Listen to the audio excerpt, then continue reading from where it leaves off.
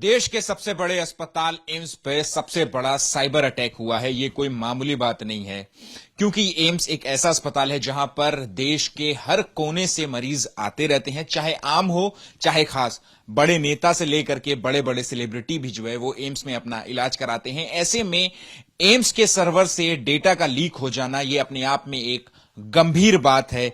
इस पे हालांकि जो देश की जो एजेंसियां हैं, चाहे वो केंद्रीय एजेंसियां हो या हो दिल्ली पुलिस, वो अपनी जो जांच है वो आगे बढ़ा रही है। और इसी जांच पर जो है हमारे साथ बात करने के लिए मौजूद हैं स्पेशल सेल के पूर्व अधिकारी एल.एन. राव जी। सर, शुक्रिया हमसे बात करने के लिए। सर, किस तरीके से ये देश के सबसे बड़े अस्पताल पर ये अटैक हो गया, साइबर अटैक? देखिए, बहुत सीरियस घटना है ये। और साइबर अटैक होना, ये जो साइबर क्रिमिनल्स हैं वो ऐसा करते रहते हैं। और उनका करने का मेन मकसद ये है कि किस प्रकार से सारा डेटा चोरी करके, सारा डेटा लेकर उसको मिसयूज करने की इनकी इंटेंशन होती है। और क्योंकि इलेक्ट्रॉनिक का जमाना है, कंप्यूटराइज सारा सिस्टम हो रहा है, इसमें हैकिंग करना एक बहुत बड़ी सीरियस घटना मैं समझता हूं। और मैं आपको रुकूंगा, आपने एक वर्ड यूज किया सर, मिसयूज कर सकते हैं। किस तरीके से मिसयूज कर सकते हैं? मिसयूज का मतलब उस डेटा को कहीं भी ऐसा करें, जो भी डेटा हमारे पास है उसका डेमोग्राफी चेंज कर सकते हैं, उसका कोई जो फिगर्स मिलती हैं उनको उसको चेंज कर सकते हैं, जो कि हमारे देश में एडवर्स इफेक्ट हो। और दूसरे जो हमारे जो कंटेंट्स हैं इसके डेटा के जितने भी हैं, उसको यूज और मिसयूज दोनों चीज करने के लिए वो कोई भी, जैसे हमारे डेटा में अगर क्लाइंट्स के वो है, जो पेशेंट्स के नंबर हैं वो हैं, या किस प्रकार से इलाज हो रहा है उसको यूज और मिसयूज कर सकते हैं। और जो इलाज का सिस्टम है, पद्धति है, उसको कहीं और यूज भी कर सकते हैं। और उसका मिसयूज करने का मतलब यह है कि उसको चेंज करके और भी कुछ इसमें डाल सकते हैं। तो ये एक प्रकार से एक सीरियस घटना मैं समझता हूं। इसकी इन्वेस्टिगेशन, इसका संज्ञान ले लिया गया है। और इन्वेस्टिगेशन जो कर रहे हैं हमारे साइबर सेल के जो ऑफिसर्स हैं वो बहुत कॉम्पिटेंट है दिल्ली पुलिस के। और इसको इन्वेस्टिगेशन करने के लिए सबसे पहले देखना पड़ेगा कि कौन से सर्वर से ये चोरी हुआ है, उस सर्वर का डोमेन नेम क्या है, और उसके बाद उसका सर्वर का सेंटर कहाँ है, किस नाम से रजिस्टर्ड है। ये सारी बातें वो अपने हिसाब से उसको निकाल कर और उसके बाद किसी नतीजे पे पहुंचेंगे कि ये कहां पर एग्जैक्टली लोकेटेड है। जो साइबर क्रिमिनल्स हैं, जो ये चोरी करने वाला जो सिस्टम उन्होंने लगाया हुआ है, किस प्रकार से किया है, वो सारा कंप्यूटराइज्ड है। उनके टूल्स हैं, कंप्यूटर के जो एक्सपर्ट हैं हमारे, जो साइबर क्राइम को देखते हैं, उनके पास डिफरेंट टूल्स हैं। उन टूल्स के हिसाब से उसको ट्रेस करने में उसको मदद मिलेगी।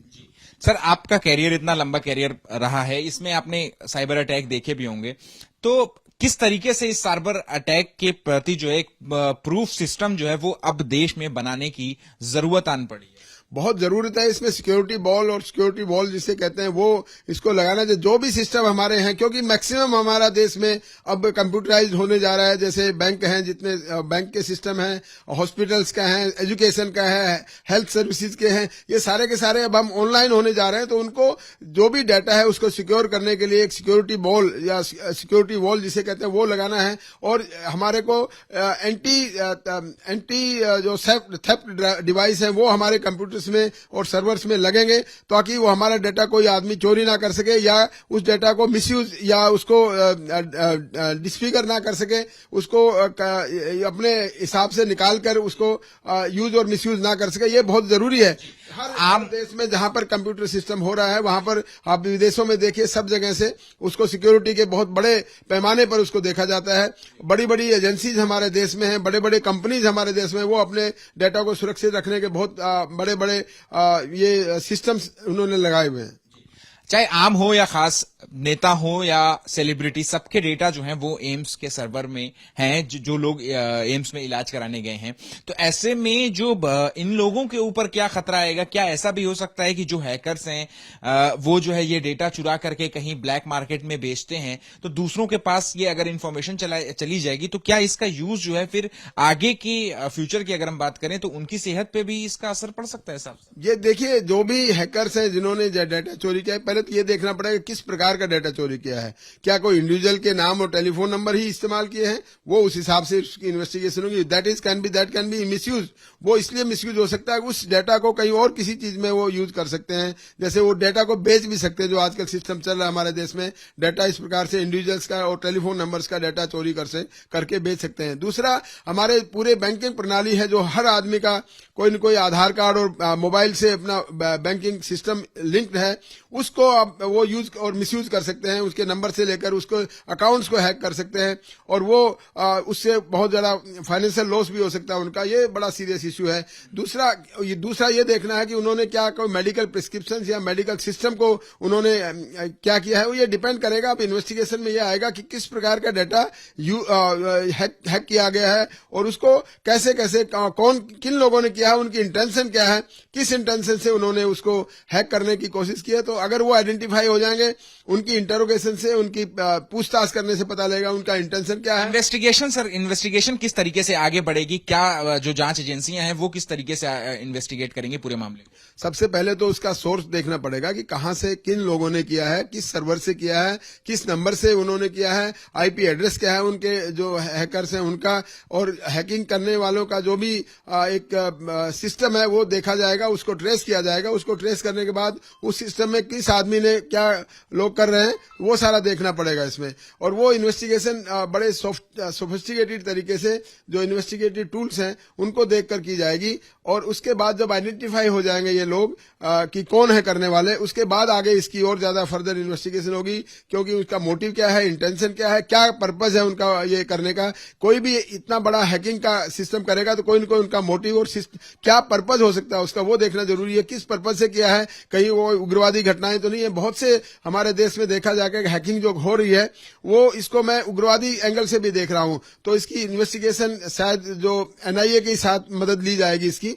अगर कोई ऐसा एंगल मिला कि हैकर्स का कनेक्शन कोई एंटी टेररिस्ट ऑर्गेनाइजेशन या जो दूसरे उग्रवादी संगठन है उनसे अगर मिला तो वो उसमें एनआईए की मदद भी ली जाए। आप बड़ी बात कह रहे हैं। आप आखिरी सवाल है सर मेरा कि सूत्रों के हवाले से खबर ये है कि ये जो एम्स का सर्वर है वो हांगकांग से जो है वो हैक किया गया था। तो क्या ऐसे में अब ये वक्त आ गया है कि ये सिर्फ एक साइबर अटैक की घटना ना मानते हुए बल्कि इसको एक आतंकवादी घटना भी मानना शुरू कर देना चाहिए?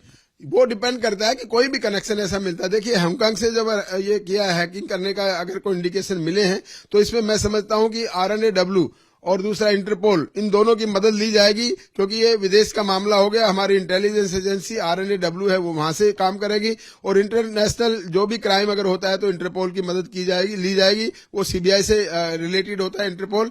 और ये ऐसी कोई भी अगर इंडिकेशन मिला कि इसमें उग्रवादी संगठनों का कोई हाथ है, और वो जल्दी ही पता लग जाएगा, क्योंकि कहीं न कहीं से जो भी हैकर्स हैं वो हांगकांग में जो भी हैं उनके कनेक्शंस क्या हैं, उनके मोबाइल डाटा से पता लग जाएगा, उनके कनेक्शंस पता लगेंगे। उनका अगर मोबाइल नंबर मिल गया तो CDR लोकेशंस, उन्होंने आखिरी बार किससे बात की, कैसे बात की, क्या बात हुई, ज्यादा बात किससे की है, वो इंडिया में क्या क्या कनेक्शंस है उनके, वो सारा देखना पड़ेगा। ये भी देखना पड़ेगा कि कोई हमारा भारत का आदमी तो नहीं उनके साथ मिला हुआ हैकर्स के साथ में। तो ये सारी चीजें इन्वेस्टिगेशन का पार्ट है। वो इन्वेस्टिगेशन जो ही करेंगे आगे बढ़ेगी। मैं समझता हूं इसको जल्दी से जल्दी सोल्व कर लिया जाएगा। हमारे दिल्ली पुलिस के जो इन्वेस्टिगेटर्स हैं वो बहुत ही सक्षम और कुशल है और इस मामले में बहुत अच्छा ज्ञान रखते हैं।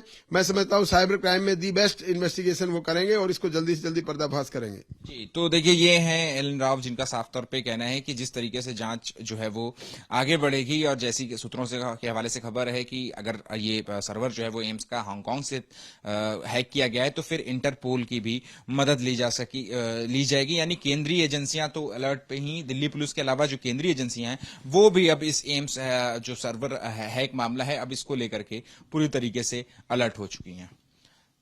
सहयोगी वेद प्रकाश पांडे के साथ अहमद बिलाल, ABP न्यूज, दिल्ली।